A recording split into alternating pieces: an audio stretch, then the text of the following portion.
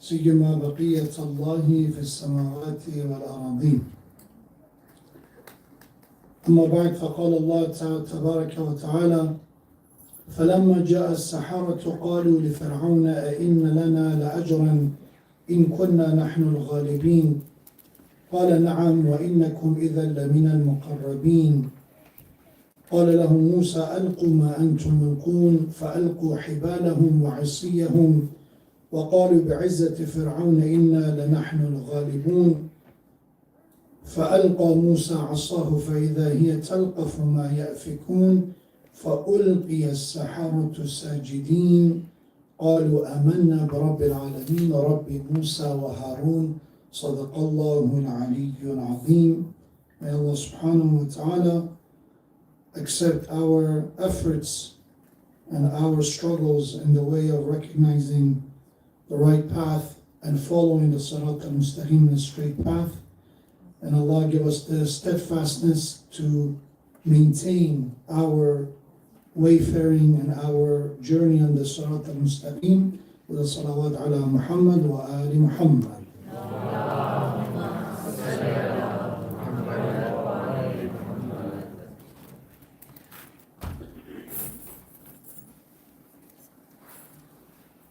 In the Holy Quran, there's a famous account or story of the magicians or sorcerers who were hired by Pharaoh to defeat Musa alayhi salam. One thing that is very important to learn is the diagnosis of every nation, of the downfall of every nation, the rise of every nation.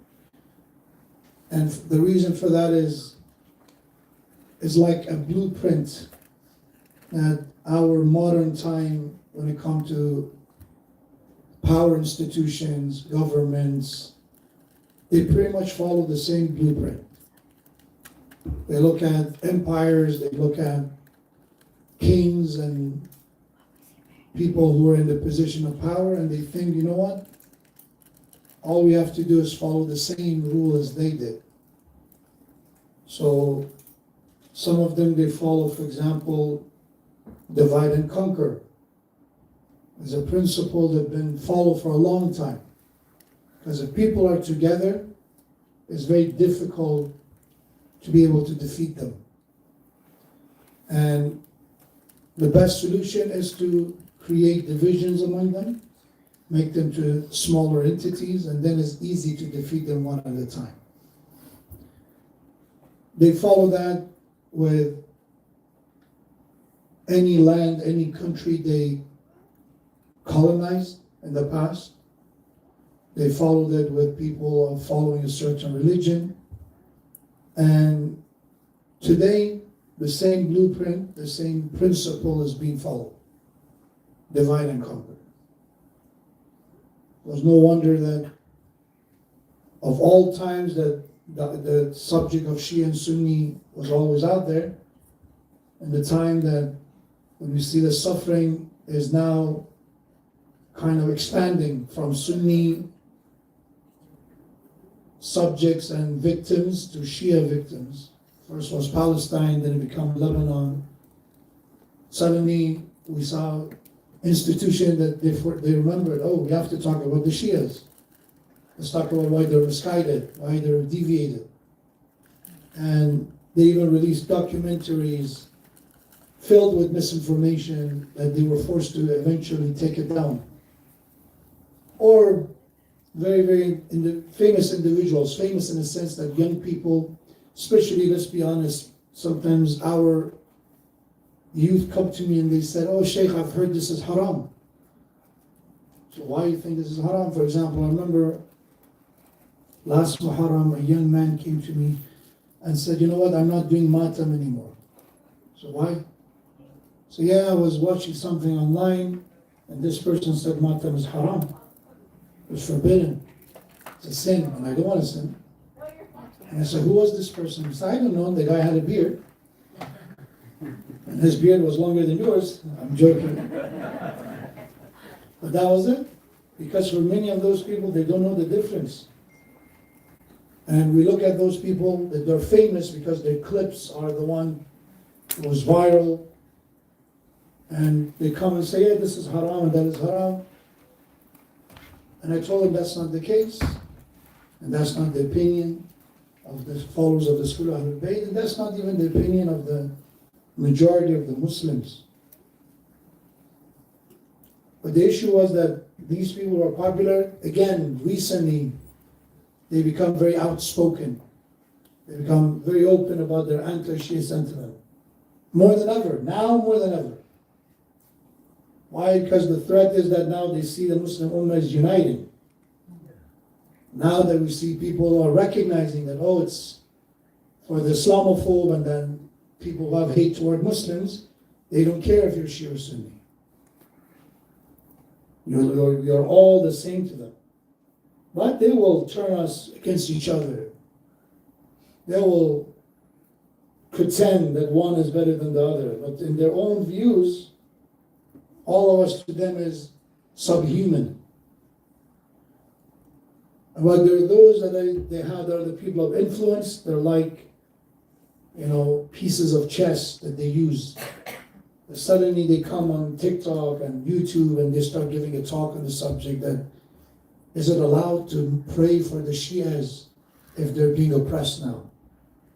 Which one is a lesser evil? And these kind of subject comes up. So going back to what I was trying to say is that it is important to look at the downfall, look at the defeats, look at the success of the previous nations and learn from them. And Allah says in the Quran, there are qasas, there are stories of the past. Why? Why Allah talks about stories? There's one major difference between when we read novels, right? We are fiction, non-fiction, stories, right? Mystery and different kind of genres that is out there. The main reason is entertainment. Right? The one is just want to enjoy themselves. They say, I've seen the debates that people say the movie was not close to the real book. I love the book, I hate the movie. It's about entertainment. Maybe there's some elements of friendship and family here and there, but the main purpose of all these stories is to entertain. And Quran says the reason I'm telling you these stories is not entertainment. Inna fi dhalika la'ibrah. In these stories, there are lessons to be learned. There are morals that we have to take away. And I know it seems boring, it's not boring. We have to learn. If we don't learn from mistakes of the others, we are on the trajectory and the path of making our own mistakes. And then until I learn from my mistake and I come back from it, whether I get a chance to redeem myself or not, that's a different story. Because sometimes there are mistakes that there's no coming back from it. There are mistakes that we make from it that they become a burden on our neck for the rest of our lives. Young people, be very, very careful. I said it before and I repeat it every year. Yes, our religion is about giving hope and not every mistake is the end of the world.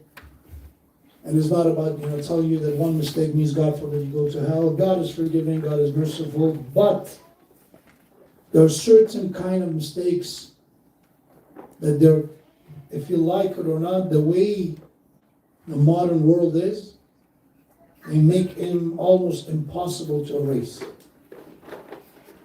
When you post something, as a video, as a tweet, whatever that is, sometimes that is there to stay for the rest of your life. Even if you delete it, the chances are still it will be possible to resurface. And we see it with even people of power, politicians, right? Prime ministers and president, that the videos of their college time comes out that they were doing blackface or something horrible. If you ask them, they never want that to come to the light. They never want that to resurface. And imagine, God forbid, I go about my life and I'm being young and I'm trying to be, funny or explore, and I can do something that I will damage my future reputation. So be careful about that. Think about the kind of mistake we're thinking about. No mistake is, I would say, permissible. Oh, it's okay to make mistakes. No, it's not. But the point is, they're possible to happen. There's always the possibility and probability of making mistakes for everyone. And because of that, you have to do your best. At least we don't make the kind of mistake that will follow us like a shadow for the rest of our lives. So be very, I would say, intelligent about certain things that you put yourself and expose yourself to. One thing that a believer should not be is naive, gullible. Al-mu'minu kayyis. The tradition says a mu'min is smart. A mu'min is intelligent. Meaning, smart meaning that you don't put yourself in a position of harm twice. The tradition says that you don't get harmed from the same source twice. Meaning that you learn from the mistakes that you have made. And one way that we can be more even knowledgeable about the kind of mistakes and the repercussion of the mistakes is to look at others and look at the history and learn from it. And diagnose the kind of reasons for the rise and the collapses of people, families, communities. So one of those stories that we can learn from in the Quran is when Fir'aun, he used this tactic. And that's the tactic of slander, defamation. What is a slander and defamation? Is when you try to label someone that people associate that person with something negative. So you put a label, a nickname on them. And this is a tactic of all the tyrants, all the oppressors, and majority of the enemies of the prophets. That's the tactic they used. Meaning they walk around and say, okay, how can we create a distance between people and this prophet? We don't want them to get close to him and learn from him. It's bad for us. It's bad for business. I am the leader of the tribes. I'm the king. I'm Fir'aun. I don't want people to follow this prophet. It's not good for me. So how can I stop that? One way is to create labels. And you saw it even in the modern time it happened. Whoever criticized the Zionist entity, they quickly labeled it as something and they thought, oh, that's it. That's a hot zone that you can approach and that's it. They did it with Musa alayhi salam. Fir'aun, he went around and he said, this man, Musa alayhi salam, he is a sorcerer. He's a magician. To undermine him. With our Prophet Muhammad sallallahu alayhi wa sallam,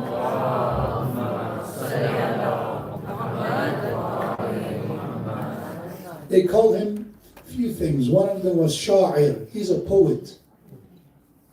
Because the greatest miracle of Rasulullah sallallahu alayhi wa sallam was Quran. So he's a poet. Yeah, these words are beautiful, eloquent, but he's a poet. That's why the Quran came to his defense, and Allah saying he's no poet. And these are not his words. The other accusation was he is majnoon, insanity. Why? Because for many reasons. One of them, it made no sense to them. They offered him money, wealth, power. They offered him anything, and he said no to all of them. They said, stop preaching what you're doing. We make you the leader. We give you power, influence. But he said, you know what? I would prefer to spend time with the poor.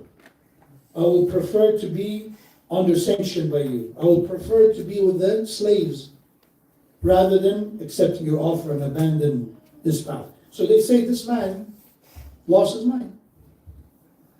By the way, I've seen similar things when a religious man or woman, they say no to certain job opportunities. Yeah, I can make a lot of money in this field, but it's haram. I can, make investment in this stock, but it's haram. I can buy that gas station and make a lot of money, but it's haram. And some people, even who are Muslims, say, this person lost his money. Yeah, religion is religion, but you have to still survive. You have to make money. That's one label. So with Musa alayhi salam, they said he's a magician, he's a sorcerer. And in order to defeat him, he hired a group of sorcerers, the best of the magicians of the time, and he told them, come, and you have to expose him, you have to defeat him. So these verses are from the same surah, Surah Al-Shu'ara, the poets. So Allah subhanahu wa ta'ala says, Fir'aun told the magicians,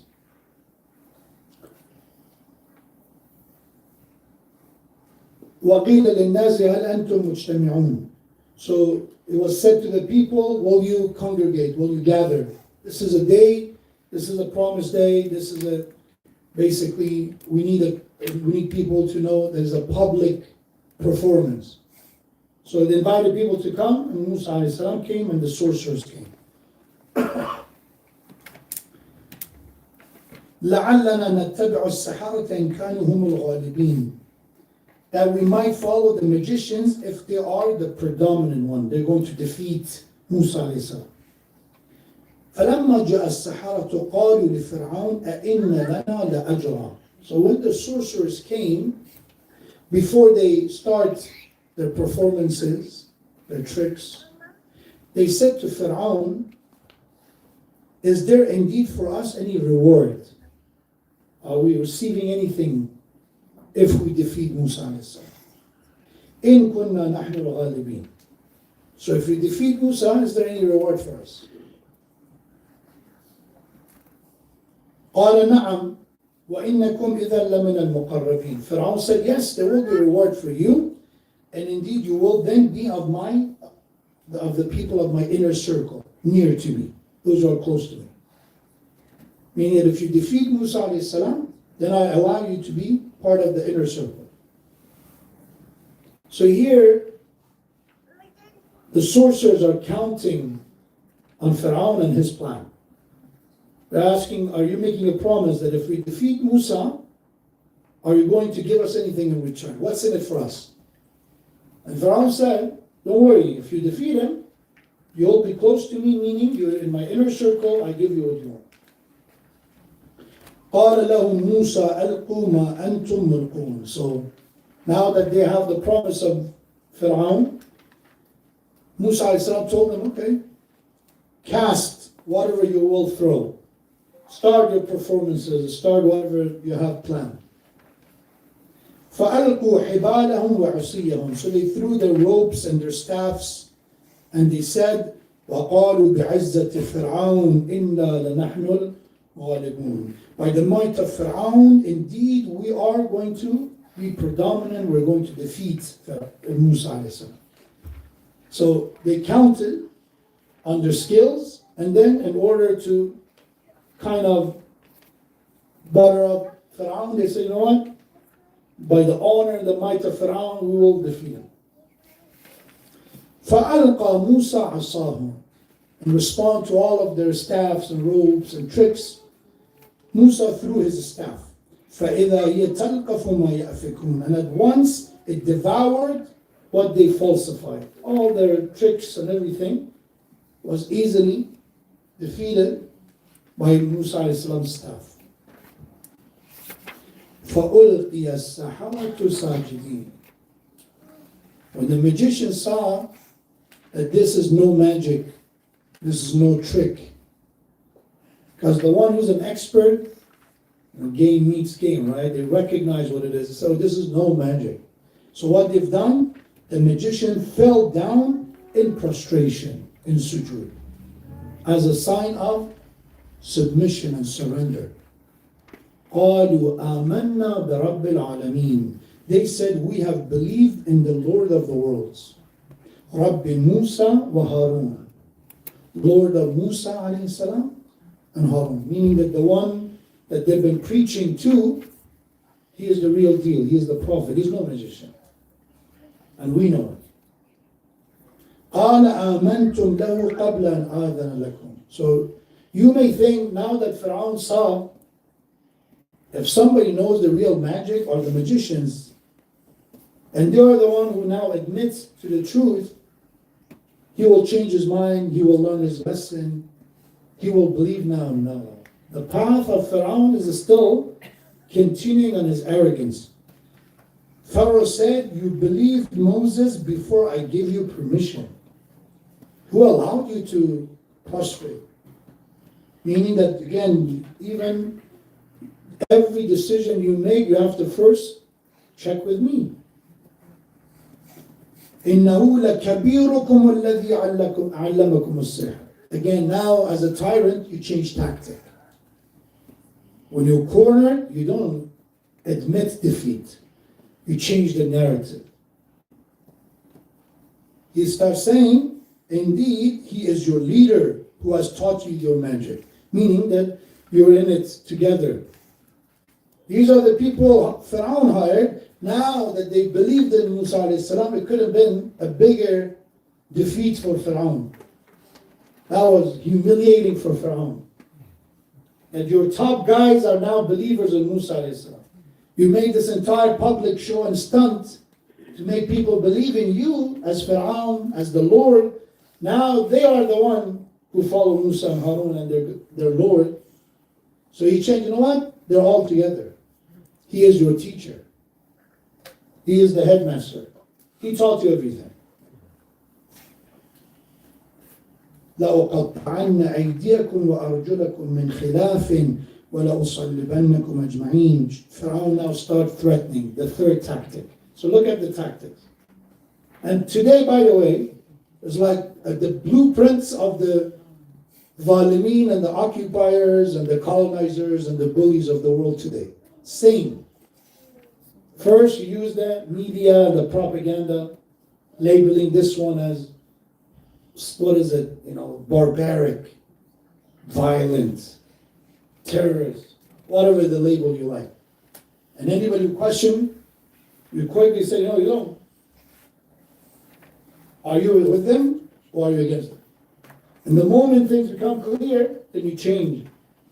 If the United Nations comes out and says it's a genocide, oh, you're with them. You're together. There's a Food World Kitchen, you're together. If it's the special rapporteur of the United Nations, the Italian woman, she's under sanction now. According to her, she cannot even now use her own credit card. Why? Because she did a report about all the abuses, all the human rights violation that was committed against Palestinians. You're with them now. You were all along together, United Nations, UNICEF, all of them. And then the third tactic, I don't want to do an analogy, but it's absurd that how predictable it is. The third is, start threatening. If you don't stop this, Pharaoh said to the magicians, now they become believers, if you don't retract your statement, if you do not apologize for your statement, whatever that is, I will crucify you. I will cut your hands and feet. I will do this to you. I will make an example. And we saw it literally in news channels, in roundtables, that one is making threats that, oh, if you don't want what happened to the people in south of Lebanon happen to you, you better watch. Otherwise, it could happen to you. They made that literally against a journalist. Because that's the next step, threatening people. Threatening them with, okay, we're going to deport you, we're going to strip away your citizenship, we're going to do this to you, do that to you, whatever that means. The point that I'm trying to make here from the story of magicians and Musa alayhi salam is that they counted on the promise of Fir'aun. That Fir'aun has something to offer. But what they figured out at the end of the day was, that was an empty promise. That was a false promise. So I want us to think about how should we not trust fake promises, false promises. And rather we should trust Allah subhanahu wa ta'ala's plan. When you look at Karbala and Imam Hussein alayhi salam, there's one thing we see across his journey, across his life, but specifically when it comes to his journey from Mecca to Kufa, and eventually when he's being stopped in Karbala. And that is Imam alayhi salam's trust in Allah subhanahu wa ta'ala, in his plan.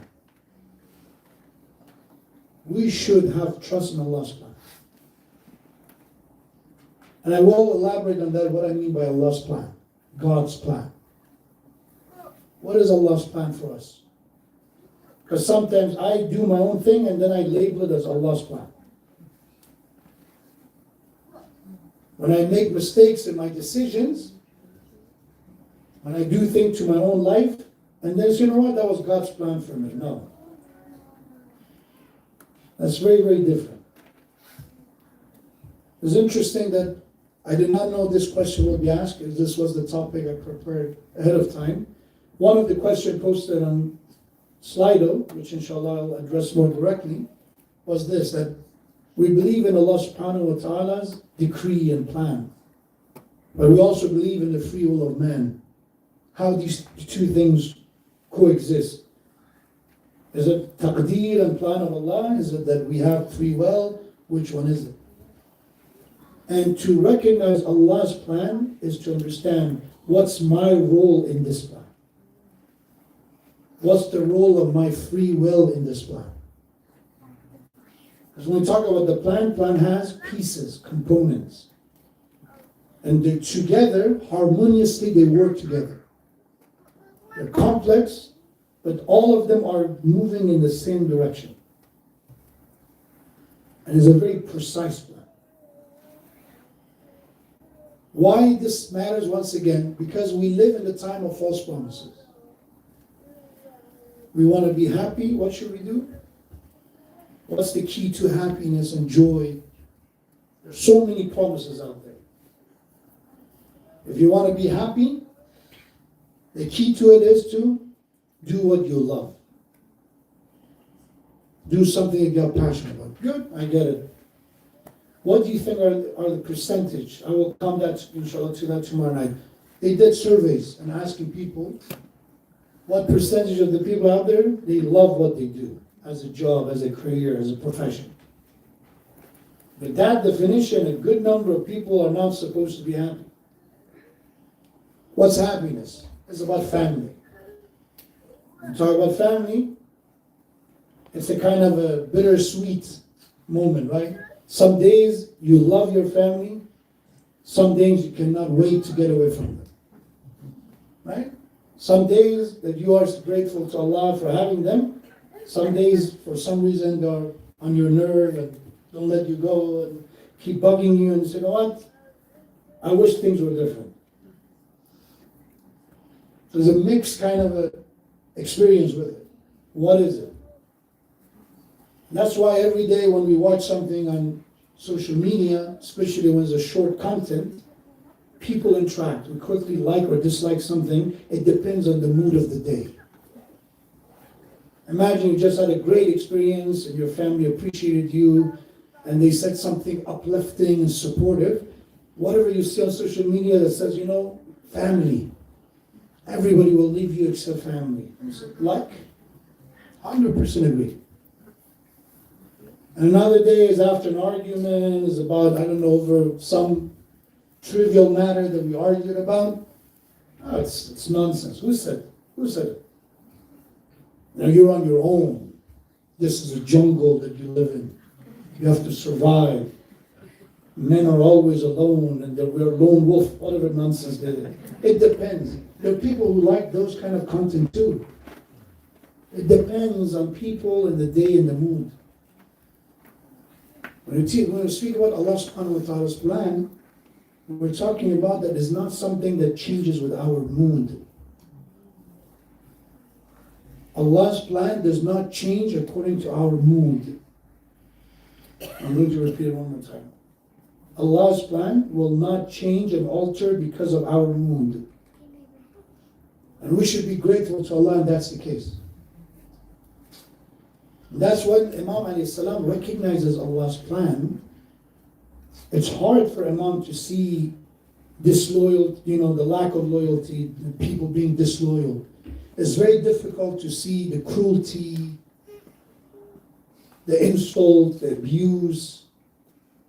But ultimately it's not going to come to a breaking point. That Imam says, you know what? Enough is enough.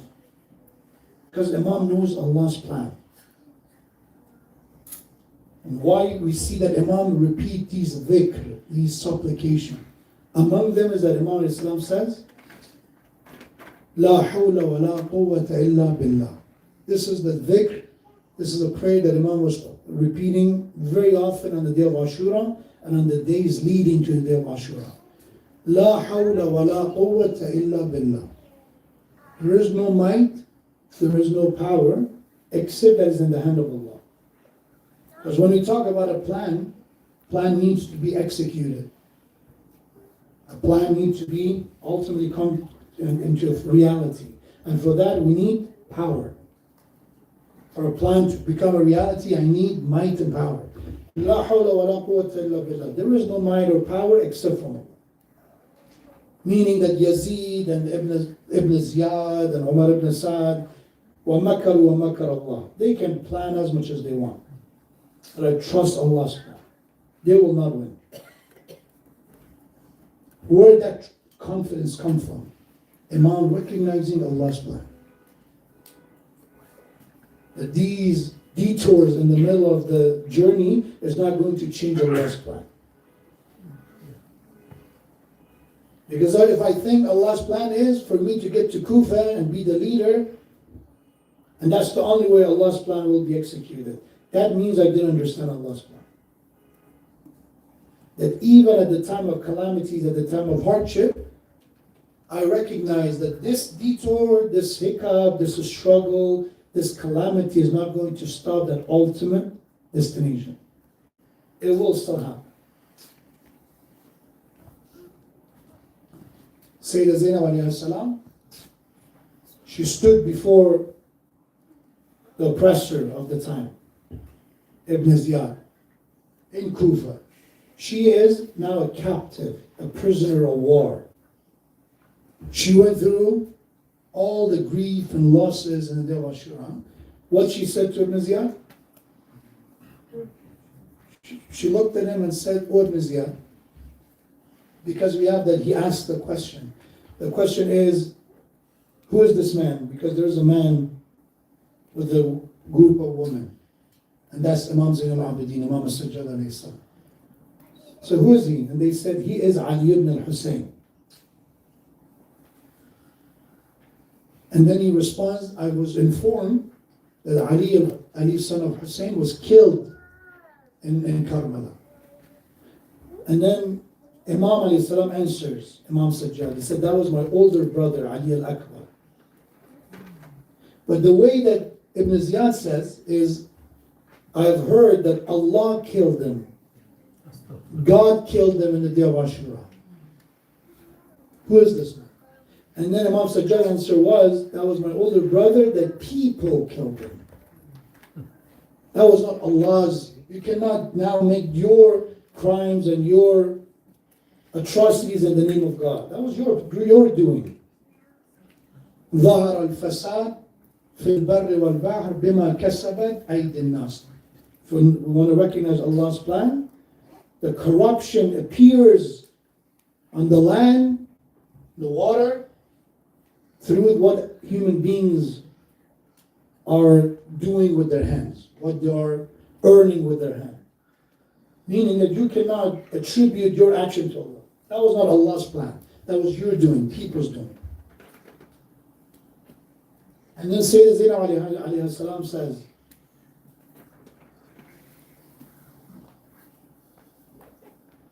وَاسْعَى سَعْيَكَ Jahid juhdak, was'a sa'yak, kid kaydak. Three things that Sayyidina said.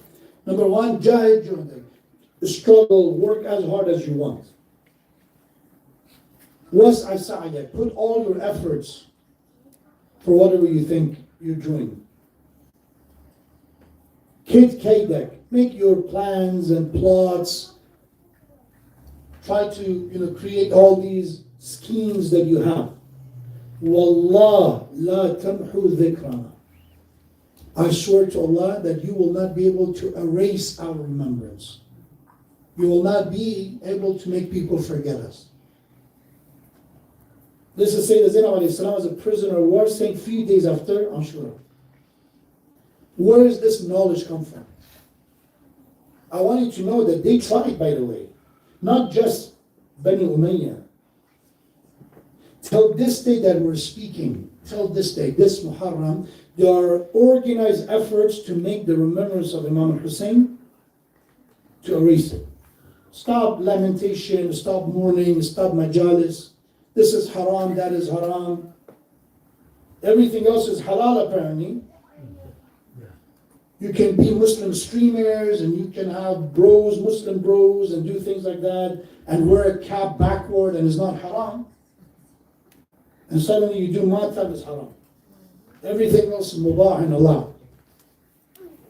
The moment you talk about the tragedy that has befallen the family of Rasulullah, suddenly some people become experts.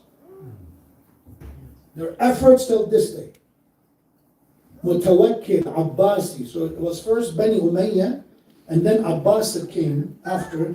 Abbas said, when it comes to people names like Mutawakkil, he destroyed grave of Imam Hussein alayhi salam.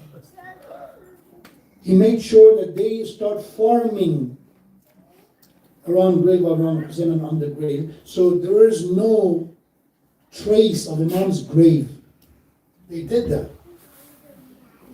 When Daesh is saying, when they were advancing in Iraq, they said, we're coming for Karbala.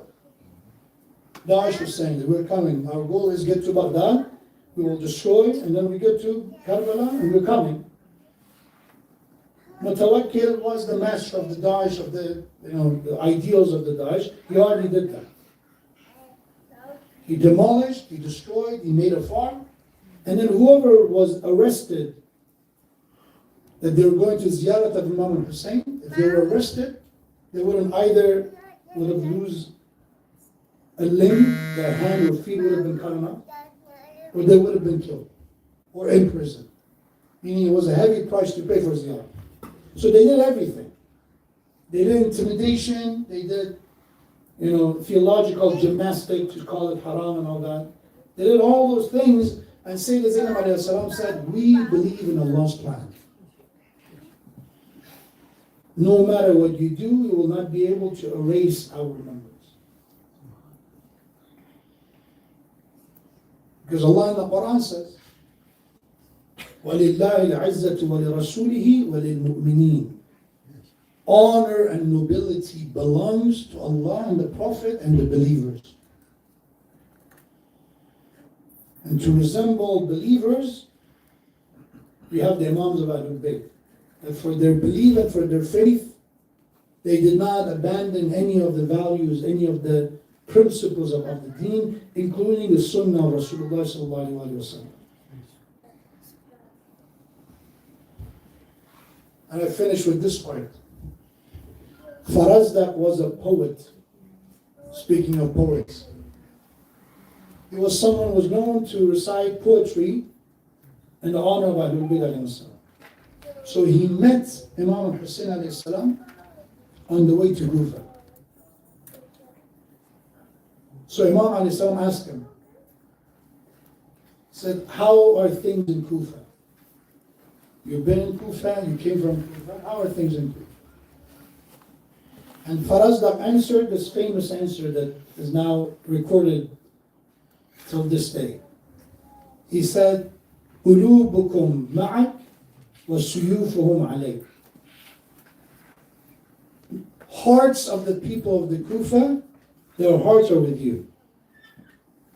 But their swords are against you. They're hard guns, basically. Nowadays they call them. They're hard guns. But in their heart, they love you. And then Imam responded to Farazdan, قَدْ صَدَّقْتَ. Indeed, you said the truth. النَّاسَ عَبِيدُ الدُّنْيَا. Farazdan, know that people are servants of this worldly, materialistic world. This low-level world. This tangible, physical, filled with greed and selfishness. People are enslaved by it. الناس عبيد الدنيا. وَالدِّينُ لَعِقٌ عَلَىٰ أَلْسِنَتِهِمْ. And religion and faith to them is a game of tongue. Meaning they just talk about it. It's like an entertainment. You know, when it comes to politics, you have political pundits, right? When it comes to religion, I know some people, they love their religious pundits. You sit with them, all they talk about is religion. وَالدِّينُ لَعِقٌ عَلَىٰ أَلْسِنَتِهِمْ. May Allah protect us from the next part. وَإِذَا مُحِسُّوا بِالْبَلَاءِ قَلَّ الدَّيَّانُونَ. When they are tested or afflicted with hardship and calamity, the true religious people are few. The true people of religion and deen are few. قَلَّ الدَّيَّانُونَ. And one of the description of the people who are the true dayyanun, the people of faith, are those who recognize Allah subhanahu wa ta'ala's plan. And that should be our effort. And every one of us, we should explore this. What is Allah's plan for me? What is Allah's plan for me? Because the plan for me could be unique in some ways to me only.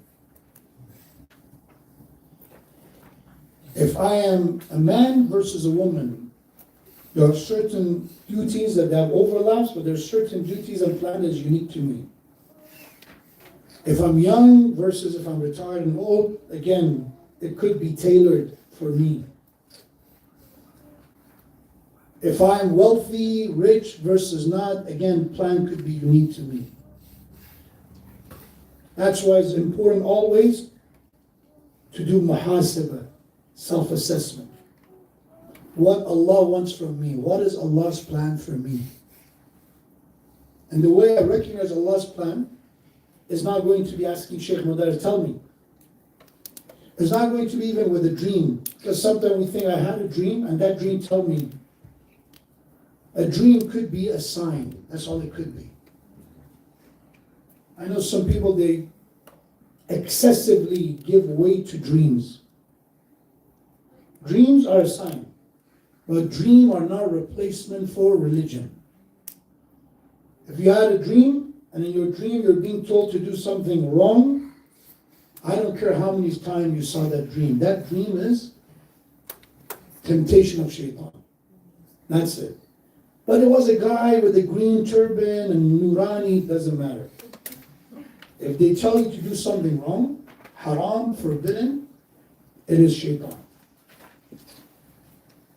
If you see a dream that tells you to abandon something wajib, an obligation, and the dream told you, it does not matter. Wrong. False, no weight, no value. So what's the point of dream? A dream, again, first of all, there are dreams that Quran called them. They're just reflection of our worries and anxieties. There are type of dreams. You're stressed, you're worried about something so much, you're obsessed about it, you see something in that regard. That's all it is. It's a reflection of your worries. Sometimes a dream, as I said, is a temptation of shaitan. You see something very absurd or some kind of direction, rarely the case, but if it is, because I've had people come to me and say, I had a dream that the dream told me I should do this. So don't go to masjid. And I said, if it's the Sheikh Modarres speaking, maybe you have something, maybe you're getting somewhere. But if it's just general telling you, and then using that as a reference, oh look, that mu'min or mu'mina had a dream, that don't go to her house, don't go to his house. Don't talk to your siblings. Don't do this. As if suddenly a dream is going to replace the rule of Allah when it comes to Salatul Rahim or when it comes to recommendation of visiting the masjid or other rules. They don't. And there are dreams that could be warnings. Sometimes a dream is a wake-up call, meaning that my conscience, like unfortunately, is going on the path of being idle or dead, and the dream is there to just remind me, to tell me, you know what? By the way, I'm your soul. I'm dying here. And this dream is telling you, wake up, come back to your senses. You hurt someone and you're going as your normal life. Okay, feel guilty. Go apologize, go make up for it. It's a warning. It's a reminder. It's a sign. But it's not intended to be a source of new teachings for religion, new set of rules. All due respect. But that happened when I'm looking for Allah's plan. That comes from multiple ways. How can I recognize Allah's plan for myself? Number one, I learn about the teachings of Allah. I learn Quran. I learn the stories of the past. Because Allah talks about His plan for other people. I learn the teachings of the Prophet because he is the messenger. He is the one who tells me. He's the one who described the plan of Allah better than anyone else. And then I go to the teaching of Ahlul Bayt, in addition to the Quran and Prophet, as Rasulullah said, go to them.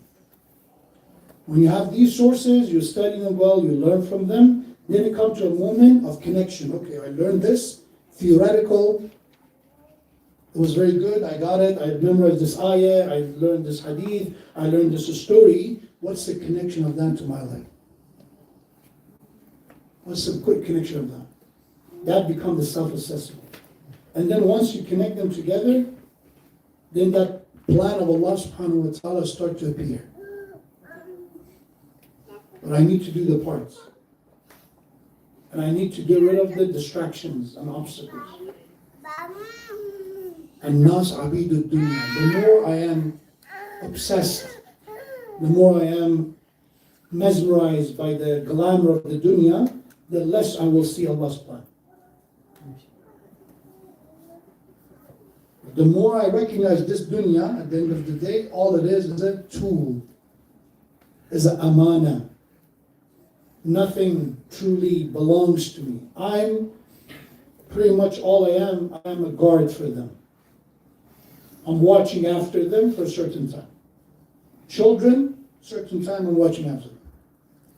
My house, car, wealth, assets, I'm watching after them for a while.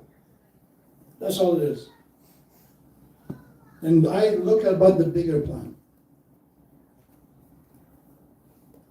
We ask Allah subhanahu wa ta'ala, by the honor of Rasulullah and by the honor of his beloved family, especially Imam Hussein alayhi salam, to give us the ability to recognize Allah subhanahu wa ta'ala's plan and Allah subhanahu wa ta'ala's decree. And then through that we can recognize that set of responsibilities and duties that we are responsible for, and then we make our efforts to fulfill those duties and responsibilities, inshallah, with salawat ala Muhammad wa ali Muhammad.